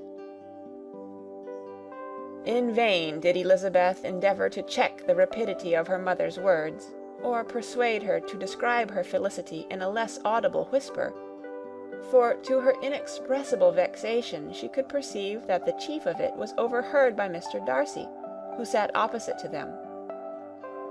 Her mother only scolded her for being nonsensical. "What is Mr. Darcy to me, pray, that I should be afraid of him? I am sure we owe him no such particular civility as to be obliged to say nothing he may not like to hear." "For heaven's sake, madam, speak lower. What advantage can it be for you to offend Mr. Darcy? You will never recommend yourself to his friend by so doing." Nothing that she could say, however, had any influence. Her mother would talk of her views in the same intelligible tone. Elizabeth blushed, and blushed again with shame and vexation. She could not help frequently glancing her eye at Mr. Darcy, though every glance convinced her of what she dreaded, for though he was not always looking at her mother, she was convinced that his attention was invariably fixed by her. The expression of his face changed gradually from indignant contempt to a composed and steady gravity. At length, however, Mrs. Bennet had no more to say, and Lady Lucas, who had been long yawning at the repetition of delights which she saw no likelihood of sharing, was left to the comforts of cold ham and chicken. Elizabeth now began to revive, but not long was the interval of tranquillity, for, when supper was over, singing was talked of, and she had the mortification of seeing Mary, after very little entreaty, preparing to oblige the company. By many significant looks and silent entreaties did she endeavour to prevent such a proof of complaisance, but in vain. Mary would not understand them. Such an opportunity of exhibiting was delightful to her, and she began her song. Elizabeth's eyes were fixed on her with most painful sensations, and she watched her progress through the several stanzas with an impatience which was very ill rewarded at their close. For Mary, on receiving, amongst the thanks of the table, the hint of a hope that she might be prevailed on to favour them again, after the pause of half a minute began another. Mary's powers were by no means fitted for such a display. Her voice was weak, and her manner affected. Elizabeth was in agonies. She looked at Jane to see how she bore it, but Jane was very composedly talking to Bingley, She looked at his two sisters, and saw them making signs of derision at each other, and at Darcy, who continued, however, imperturbably grave. She looked at her father to entreat his interference, lest Mary should be singing all night. He took the hint, and when Mary had finished her second song, said aloud, "That will do extremely well, child. You have delighted us long enough. Let the other young ladies have time to exhibit." Mary, though pretending not to hear, was somewhat disconcerted, and Elizabeth, sorry for her and sorry for her father's speech, was afraid her anxiety had done no good. Others of the party were now applied to. "If I," said Mr. Collins, "were so fortunate as to be able to sing, I should have great pleasure, I am sure, in obliging the company with an air, for I consider music as a very innocent diversion, and perfectly compatible with the profession of a clergyman. I do not mean, however, to assert that we can be justified in devoting too much of our time to music, for there are certainly other things to be attended to. The rector of a parish has much to do. In the first place, he must make such an agreement for tithes as may be beneficial to himself and not offensive to his patron. He must write his own sermons, and the time that remains will not be too much for his parish duties, and the care and improvement of his dwelling, which he cannot be excused from making as comfortable as possible. And I do not think it of light importance that he should have attentive and conciliatory manner towards everybody, especially towards those to whom he owes his preferment. I cannot acquit him of that duty, nor could I think well of the man who should omit an occasion of testifying his respect towards anybody connected with the family." And with a bow to Mr. Darcy, he concluded his speech, which had been spoken so loud as to be heard by half the room. Many stared, many smiled, but no one looked more amused than Mr. Bennet himself, while his wife seriously commended Mr. Collins for having spoken so sensibly, and observed in a half-whisper to Lady Lucas that he was a remarkably clever, good kind of young man. To Elizabeth it appeared that, had her family made an agreement to expose themselves as much as they could during the evening, it would have been impossible for them to play their parts with more spirit or finer success; and happy did she think it for Bingley and her sister that some of the exhibition had escaped his notice, and that his feelings were not of a sort to be much distressed by the folly which he must have witnessed. That his two sisters and Mr. Darcy, however, should have such an opportunity of ridiculing her relations was bad enough, and she could not determine whether the silent contempt of the gentlemen or the insolent smiles of the ladies were more intolerable. The rest of the evening brought her little amusement.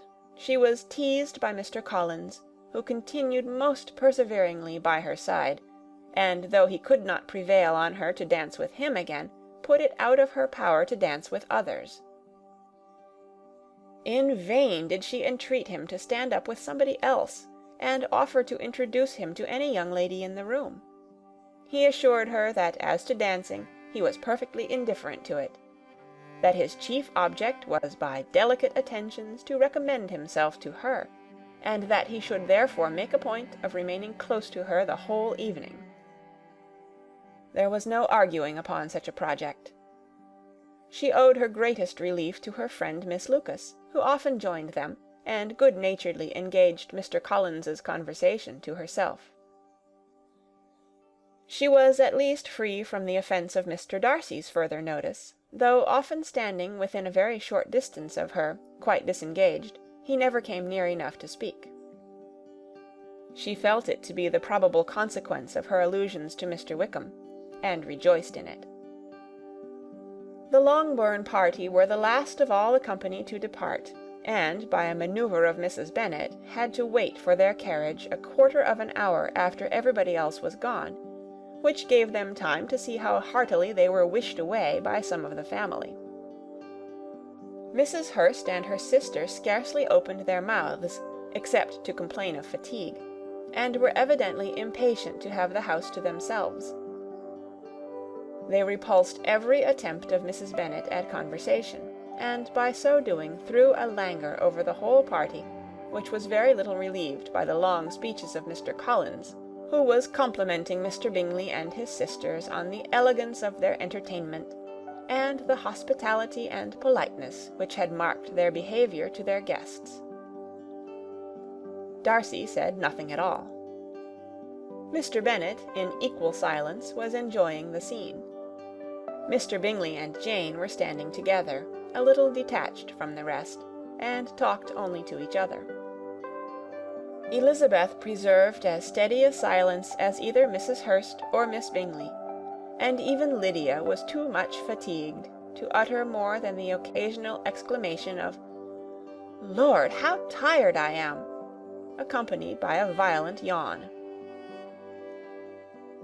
When at length they arose to take leave, Mrs. Bennet was most pressingly civil in her hope of seeing the whole family soon at Longbourn, and addressed herself especially to Mr. Bingley, to assure him how happy he would make them by eating a family dinner with them at any time, without the ceremony of a formal invitation. Bingley was all grateful pleasure, and he readily engaged for taking the earliest opportunity of waiting on her, after his return from London, whither he was obliged to go the next day for a short time. Mrs. Bennet was perfectly satisfied, and quitted the house under the delightful persuasion that, allowing for the necessary preparations of settlements, new carriages, and wedding clothes, she should undoubtedly see her daughter settled at Netherfield in the course of 3 or 4 months. Of having another daughter married to Mr. Collins she thought with equal certainty, and with considerable, though not equal, pleasure.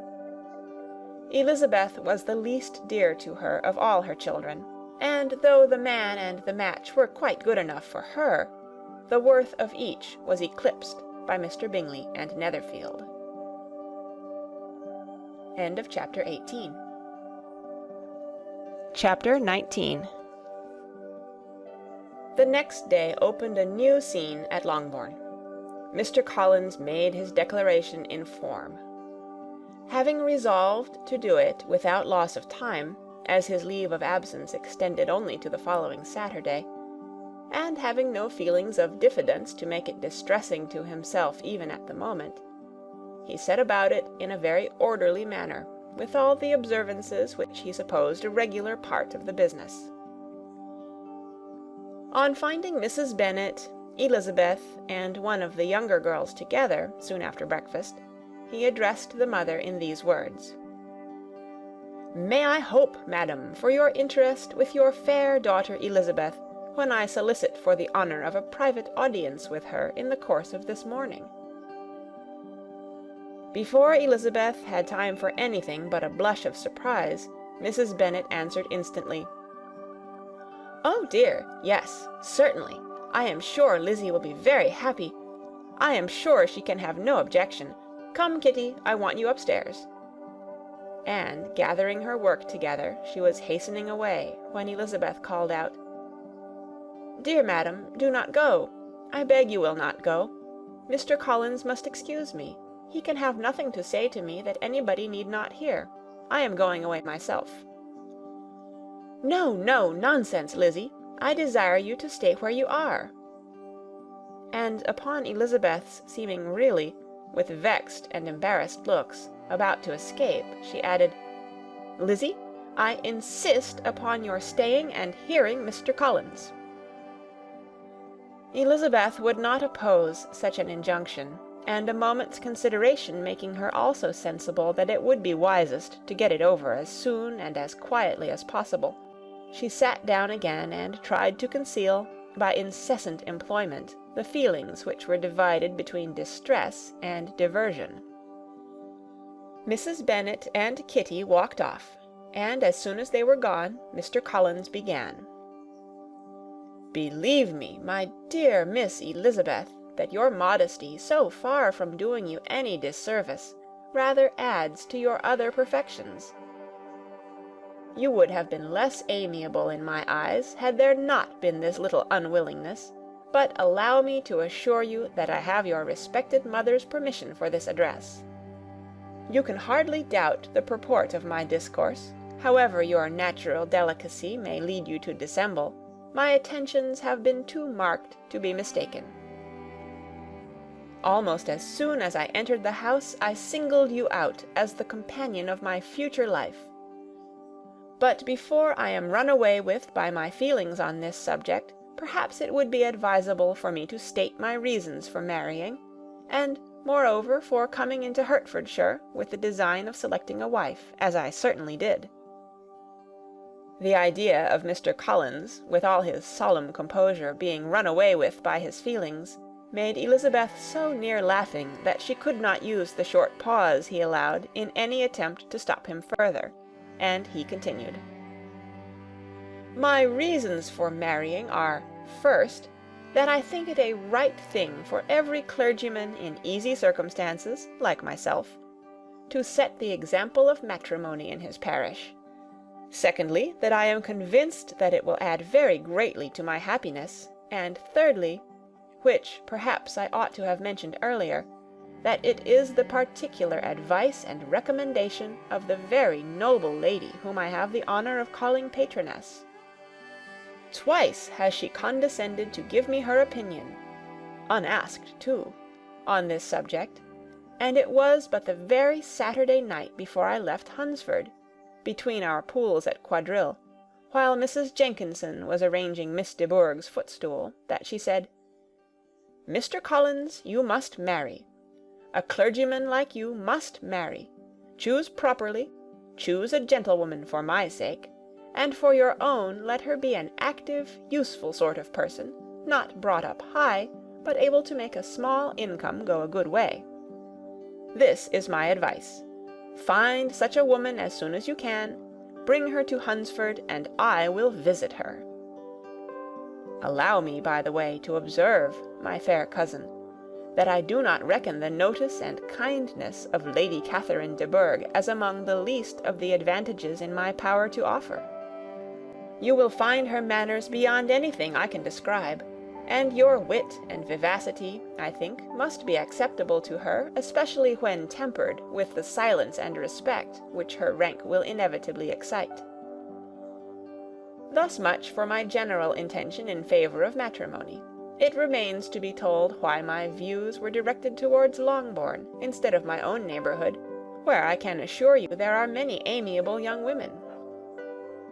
But the fact is, that being, as I am, to inherit this estate after the death of your honoured father, who, however, may live many years longer, I could not satisfy myself without resolving to choose a wife from among his daughters, that the loss to them might be as little as possible when the melancholy event takes place, which, however, as I have already said, may not be for several years. This has been my motive, my fair cousin, and I flatter myself it will not sink me in your esteem. And now nothing remains but for me to assure you in the most animated language of the violence of my affection. To fortune I am perfectly indifferent, and shall make no demand of that nature on your father, since I am well aware that it could not be complied with, and that 1,000 in the 4 per cents, which will not be yours till after your mother's decease, is all that you may ever be entitled to.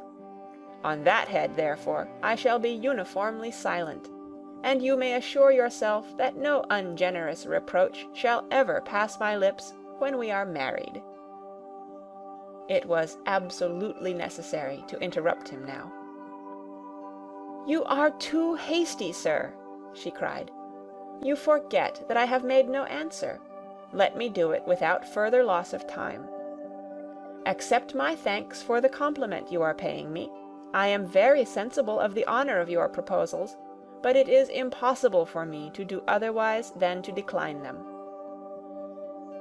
I am not now to learn, replied Mr. Collins, with a formal wave of the hand, that it is usual with young ladies to reject the addresses of the man whom they secretly mean to accept, when he applies for their favour, and that sometimes the refusal is repeated a second or even a third time. I am therefore by no means discouraged by what you have just said, and shall hope to lead you to the altar ere long. "Upon my word, sir," cried Elizabeth, "your hope is a rather extraordinary one after my declaration. I do assure you that I am not one of those young ladies, if such young ladies there are, who are so daring as to risk their happiness on the chance of being asked a second time. I am perfectly serious in my refusal. You could not make me happy, and I am convinced that I am the last woman in the world who could make you so. Nay, were your friend Lady Catherine to know me, I am persuaded she would find me in every respect ill qualified for the situation." "Were it certain that Lady Catherine would think so," said Mr. Collins very gravely. "But I cannot imagine that her ladyship would at all disapprove of you, and you may be certain when I have the honour of seeing her again, I shall speak in the very highest terms of your modesty, economy, and other amiable qualifications. Indeed, Mr. Collins, all praise of me will be unnecessary. You must give me leave to judge for myself, and pay me the compliment of believing what I say. I wish you very happy and very rich, and by refusing your hand do all in my power to prevent your being otherwise. In making me the offer, you must have satisfied the delicacy of your feelings with regard to my family, and may take possession of Longbourn estate whenever it falls, without any self-reproach. This matter may be considered, therefore, as finally settled." And rising as she thus spoke, she would have quitted the room, had Mr. Collins not thus addressed her. "When I do myself the honour of speaking to you next on the subject, I shall hope to receive a more favourable answer than you have now given me, though I am far from accusing you of cruelty at present, because I know it to be the established custom of your sex to reject a man on the first application, and perhaps you have even now said as much to encourage my suit as would be consistent with the true delicacy of the female character." "Really, Mr. Collins," cried Elizabeth with some warmth, "you puzzle me exceedingly. If what I have hitherto said can appear to you in the form of encouragement, I know not how to express my refusal in such a way as to convince you of its being one. You must give me leave to flatter myself, my dear cousin, that your refusal of my addresses is merely words of course. My reasons for believing it are briefly these. It does not appear to me that my hand is unworthy your acceptance, or that the establishment I can offer would be any other than highly desirable. My situation in life, my connections with the family of de Bourgh, and my relationship to your own are circumstances highly in my favour, and you should take it into further consideration that in spite of your manifold attractions, it is by no means certain that another offer of marriage may ever be made you. Your portion is unhappily so small that it will in all likelihood undo the effects of your loveliness and amiable qualifications. As I must therefore conclude that you are not serious in your rejection of me, I shall choose to attribute it to your wish of increasing my love by suspense, according to the usual practice of elegant females. I do assure you, sir, that I have no pretensions whatever to that kind of elegance which consists in tormenting a respectable man. I would rather be paid the compliment of being believed sincere. I thank you again and again for the honour you have done me in your proposals, but to accept them is absolutely impossible.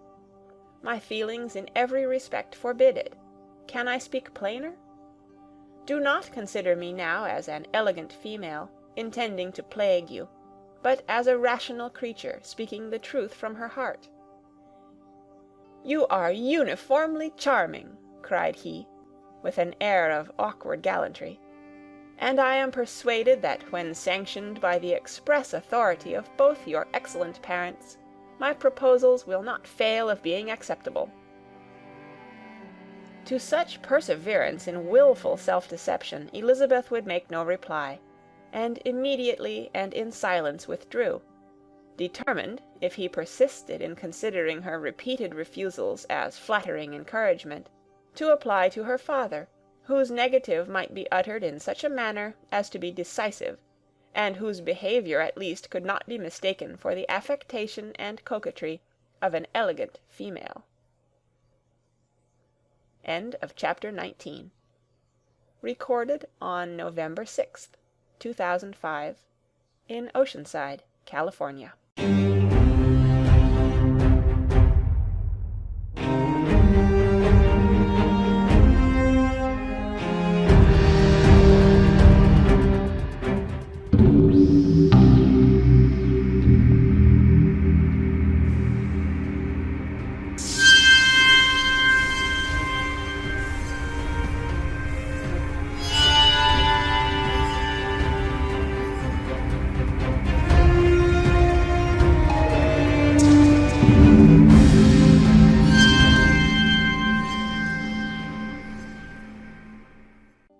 Pride and Prejudice by Jane Austen, Chapter 20. Mr. Collins was not left long to the silent contemplation of his successful love, for Mrs. Bennet, having dawdled about in the vestibule to watch for the end of the conference, no sooner saw Elizabeth open the door, and with quick steps pass her towards the staircase, than she entered the breakfast-room, and congratulated both him and herself in warm terms on the happy prospect of their nearer connection. Mr. Collins received and returned these felicitations with equal pleasure, and then proceeded to relate the particulars of their interview, with the result of which he trusted he had every reason to be satisfied, since the refusal which his cousin had steadfastly given him would naturally flow from her bashful modesty and the genuine delicacy of her character. This information, however, startled Mrs. Bennet. She would have been glad to be equally satisfied that her daughter had meant to encourage him by protesting against his proposals, but she dared not to believe it, and she could not help saying so. "But depend upon it, Mr. Collins," she added, "that Lizzie shall be brought to reason. I will speak to her about it myself directly. She is a very headstrong, foolish girl, and does not know her own interest, but I will make her know it." "Pardon me for interrupting you, madam," cried Mr. Collins, "but if she is really headstrong and foolish, I know not whether she would altogether be a very desirable wife to a man in my situation, who naturally looks for happiness in the marriage state. If, therefore, she actually persists in rejecting my suit, perhaps it were better not to force her into accepting me, because, if liable to such defects of temper, she could not contribute much to my felicity." "Sir, you quite misunderstand me," said Mrs. Bennet, alarmed. "Lizzie is only headstrong in such matters as these. In everything else she is as good-natured a girl as ever lived. I will go directly to Mr. Bennet, and we shall very soon settle it with her, I am sure." She would not give him time to reply, but hurrying instantly to her husband, called out as she entered the library, "Oh, Mr. Bennet, you are wanted immediately. We are all in an uproar. You must come and make Lizzie marry Mr. Collins, for she vows she will not have him, and if you do not make haste, he will change his mind and not have her." Mr. Bennet raised his eyes from his book as she entered, and fixed them on her face with a calm unconcern, which was not in the least altered by her communication. "I have not the pleasure of understanding you," said he, when she had finished her speech. "Of what are you talking?" "Of Mr. Collins and Lizzie. Lizzie declares she will not have Mr. Collins, and Mr. Collins begins to say that he will not have Lizzie." "And what am I to do on this occasion? It seems a hopeless business." "Speak to Lizzie about it yourself. Tell her that you insist upon her marrying him." "Let her be called down. She shall hear my opinion." Mrs. Bennet rang the bell, and Miss Elizabeth was summoned to the library. "Come here, child," cried her father as she appeared. "I have sent for you on an affair of importance. I understand that Mr. Collins has made you an offer of marriage. Is it true?" Elizabeth replied that it was. "Very well. And this offer of marriage you have refused?" "I have, sir." "Very well. We now come to the point. Your mother insists upon your accepting it. Is it not so, Mrs. Bennet?" "Yes, or I will never see her again." "An unhappy alternative is before you, Elizabeth. From this day you must be a stranger to one of your parents. Your mother will never see you again if you do not marry Mr. Collins, and I will never see you again if you do." Elizabeth could not but smile at such a conclusion of such a beginning, but Mrs. Bennet, who had persuaded herself that her husband regarded the affair as she wished, was excessively disappointed. "What do you mean, Mr. Bennet, by talking in this way? You promised me to insist upon her marrying him." "My dear," replied her husband, "I have 2 small favours to request. First, that you will allow me the free use of my understanding on the present occasion, and secondly, of my room. I shall be glad to have the library to myself as soon as may be." Not yet, however, in spite of her disappointment in her husband, did Mrs. Bennet give up the point. She talked to Elizabeth again and again, coaxed and threatened her by turns. She endeavoured to secure Jane in her interest, but Jane, with all possible mildness, declined interfering, and Elizabeth, sometimes with real earnestness, and sometimes with playful gaiety, replied to her attacks. Though her manner varied, however, her determination never did. Mr. Collins, meanwhile, was meditating in solitude on what had passed. He thought too well of himself to comprehend on what motive his cousin could refuse him, and though his pride was hurt, he suffered in no other way. His regard for her was quite imaginary, and the possibility of her deserving her mother's reproach prevented his feeling any regret. While the family were in this confusion, Charlotte Lucas came to spend the day with them.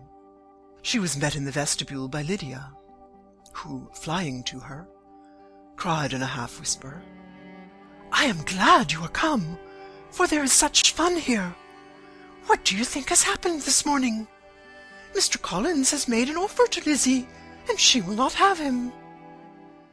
Charlotte had hardly time to answer before they were joined by Kitty, who came to tell the same news, and no sooner had they entered the breakfast-room, where Mrs. Bennet was alone, than she likewise began on the subject, calling on Miss Lucas for her compassion, and entreating her to persuade her friend Lizzie to comply with the wishes of all her family. "Pray do, my dear Miss Lucas," she added in a melancholy tone, "for nobody is on my side, nobody takes part with me. I am cruelly used. Nobody feels for my poor nerves." Charlotte's reply was spared by the entrance of Jane and Elizabeth. "Ay, there she comes," continued Mrs. Bennet, "looking as unconcerned as may be, and caring no more for us than if we were at York, provided she can have her own way. But I tell you what, Miss Lizzie, if you take it into your head to go on refusing every offer of marriage in this way, you will never get a husband at all. And I am sure I do not know who is to maintain you when your father is dead. I shall not be able to keep you, and so I warn you. I have done with you from this very day. I told you in the library, you know, that I should never speak to you again, and you will find me as good as my word. I have no pleasure in talking to undutiful children. Not that I have much pleasure, indeed, in talking to anybody. People who suffer as I do from nervous complaints can have no great inclination for talking. Nobody can tell what I suffer. But it is always so. Those who do not complain are never pitied." Her daughters listened in silence to this effusion, sensible that any attempt to reason with or soothe her would only increase the irritation. She talked on, therefore, without interruption from any of them, till they were joined by Mr. Collins, who entered with an air more stately than usual, and on perceiving whom, she said to the girls, "Now I do insist upon it that you, all of you, hold your tongues, and let Mr. Collins and me have a little conversation together." Elizabeth passed quietly out of the room. Jane and Kitty followed, but Lydia stood her ground, determined to hear all she could, and Charlotte, detained first by the facility of Mr. Collins, whose inquiries after herself and all her family were very minute, and then by a little curiosity, satisfied herself with walking to the window and pretending not to hear. In a doleful voice, Mrs. Bennet thus began the projected conversation. "Oh, Mr. Collins!" "My dear madam," replied he, "let us be for ever silent on this point. Far be it from me," he presently continued, in a voice that marked his displeasure, "to resent the behaviour of your daughter. Resignation to inevitable evils is the duty of us all, the peculiar duty of a young man who has been so fortunate, as I have been, in early preferment, and I trust I am resigned. Perhaps the not less so from feeling a doubt of my positive happiness had my fair cousin honoured me with her hand. For I have often observed that resignation is never so perfect as when the blessing denied begins to lose somewhat of its value in our estimation. You will not, I hope, consider me as showing any disrespect to your family, my dear madam, by thus withdrawing my pretensions to your daughter's favour, without having paid yourself and Mr. Bennet the compliment of requesting you to interpose your authority in my behalf. My conduct may, I fear, be objectionable in having accepted my dismission from your daughter's lips instead of your own, but we are all liable to error. I have certainly meant well through the whole affair. My object has been to secure an amiable companion for myself, with due consideration for the advantage of all your family, and if my manner has been at all reprehensible, I here beg leave to apologize. End of chapter 20.